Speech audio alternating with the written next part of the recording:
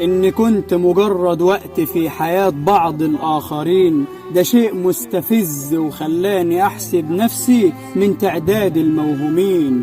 موهوم إني في يوم اتعاملت بإخلاص مع ناس مش مخلصين، ومش معنى كلامي إني أكون قليل الأصل طب ما اجتنبوا بدل الحيطة بيني وبينه أبن اتنين. زماننا فعلا إخلاصه قل، وكل واحد سالك قصاده ألوف خاينين. ومش ببالغ ما أنا ياما عشان طبت خسرت وشلت الطين. أصل المخلص في زماننا زي وردة جميلة وسط ألف دبلانين. طبت وعشم كتير أذوني بجد، كنت مثلا أحب الخير وهم يكرهوه لأي حد. كنت مثلا أحب القرب وهم يتمنوه للبعد. كنت أحب لهم يسر الحال وهم حطوا في وش حيطة سد. كنت أحب لهم النجاح ويبدلوني هم بكل حقد.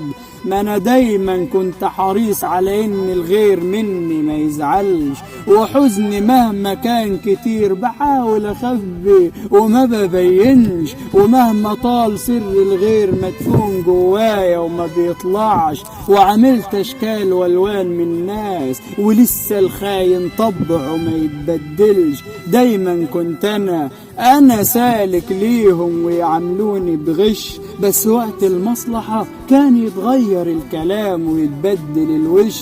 وحاولوا يفتنوني 1000 مرة وانا ما اتفتنش. وكان لما الخير يزيد ادي بقلب جامد وما بمنعش. واملهم كان في وقوع بثقة ثابتة ما تتغيرش. بس انا كان املي في الله اني هرجع، واكيد هيكون فيه عائد بعد ما عشت ليالي توجع. وان في يوم تعبي هيكون لي جزاء، وبعد صبر نجاحي هجمع. ما لسه صوت الماضي وحزنه جوايا بسمع، وده دليل على اني مشيت في طريق صعب وناسه بتوجع. ويقيني بالله كان ليا دايما قدام الصعاب يشفع. وكفاية دعوة ابويا وامي اللي كانت لي نجمة في ليل بتلمع. وربي ابدا ما خذلنيش، ازاي انا هاجي في خلقه وهخدع.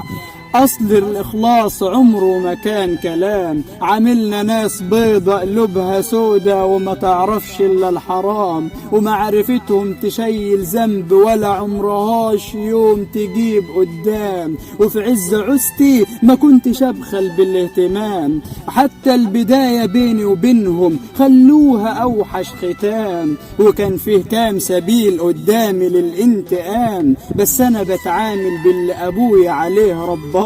يعني ما كنش مع الشمام شمام، واللي ملوش مبدأ لسانه فالت زي حصان من غير لجام.